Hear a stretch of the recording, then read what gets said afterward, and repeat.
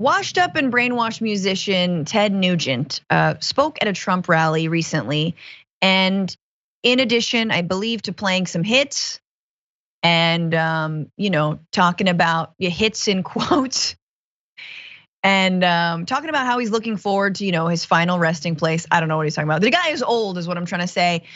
He had this to say about the political opposition. Force, if I do say so myself, everybody in your life to think of what the enemies of America have done in the last 14 months. And that they didn't sneak into the White House, they lied, they cheated, they scammed, and every day the Democrats violate their sacred oath to the Constitution. And if you can't impress your friends on that, they shouldn't be your friends. So I love you people madly, but I'd love you more if you went forward and just went berserk on the skulls of the Democrats and the Marxists and the communists.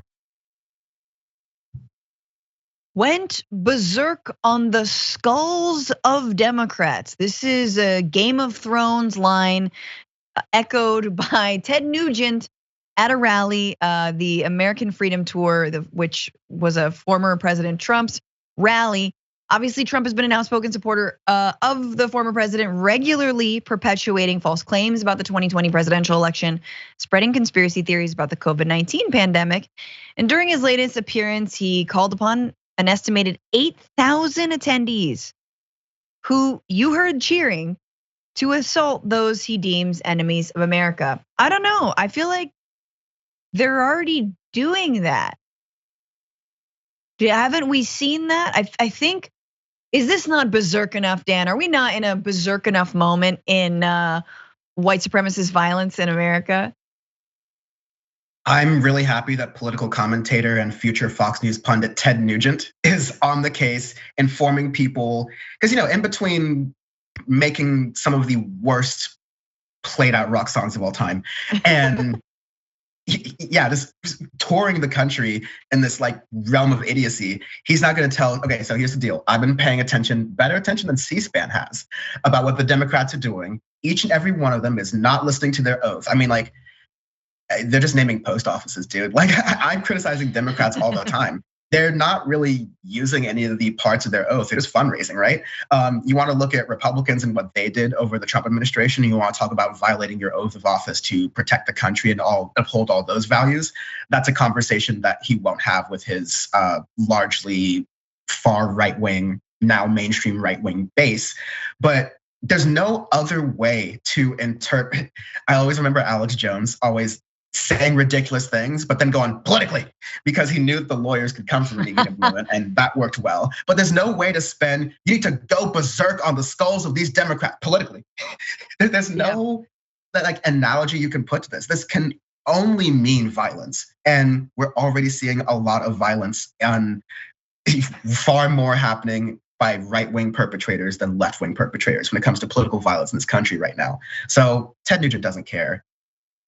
Far more, not just a little bit, but way more. I mean, again, the instances where you can point to far left ideology that has been actually at all mainstreamed. First of all, it never gets mainstreamed if it's far left ideology. Number two, it's an instance, maybe two instances. The ballpark shooting on Steve Scalise years ago. And then maybe the Brooklyn subway shooter who had some maybe black nationalist leanings, but that's it. It's two instances and that's it. Meanwhile, Nugent's comments came just hours after 10 people were murdered by a white nationalist in Buffalo, New York. And he's still doing that. And look, I know people are like, who the hell's Ted Nugent? Why do I care? Nobody cares about Ted Nugent. These people care about Nugent. It'd be the same if you're Billie Eilish is hey, what's up, everybody? We should go vote, but also we should rip off the skulls and heads of Republicans and drink their blood. You'd be like, what?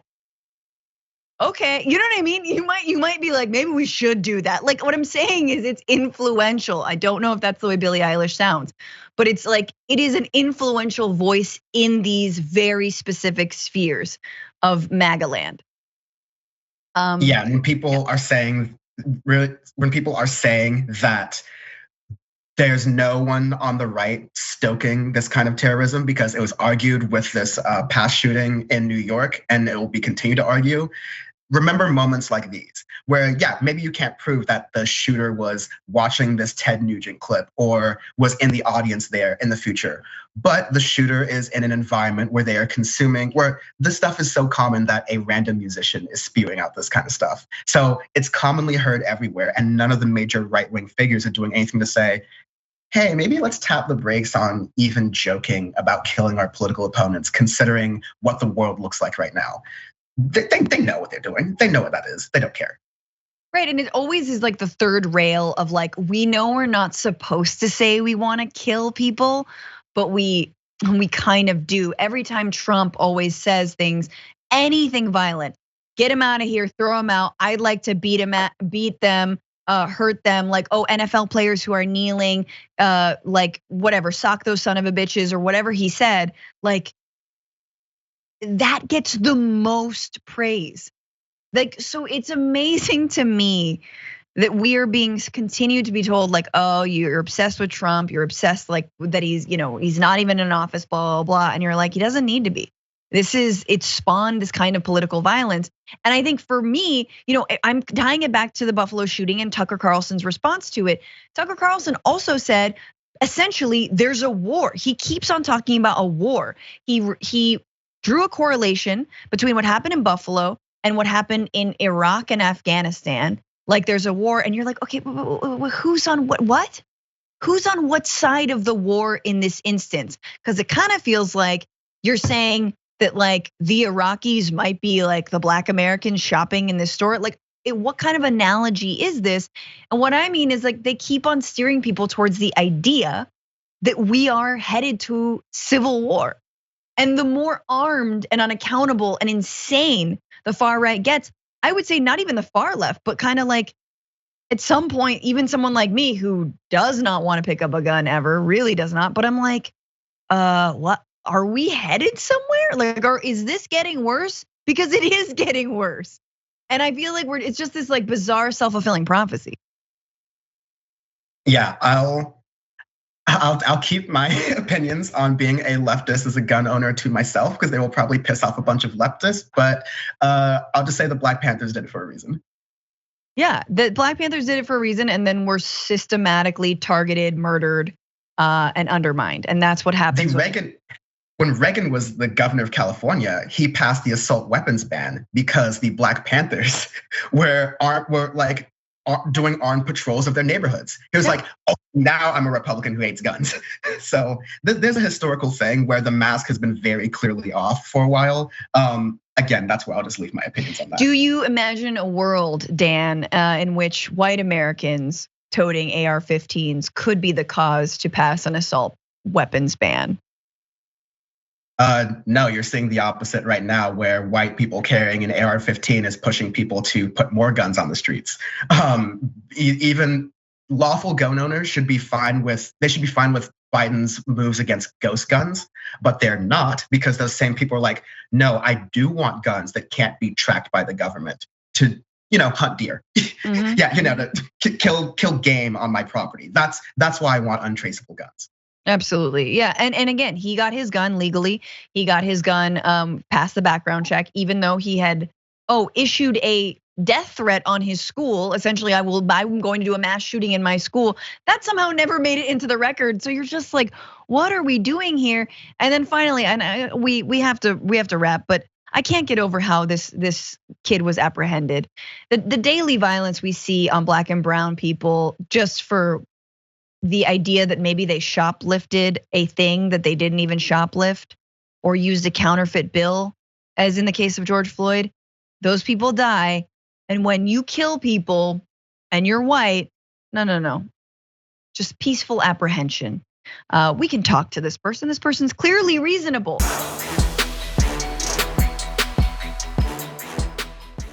Check out the Damage Report podcast each day, wherever you get your podcasts, whether Pocket Casts or Stitcher or iTunes.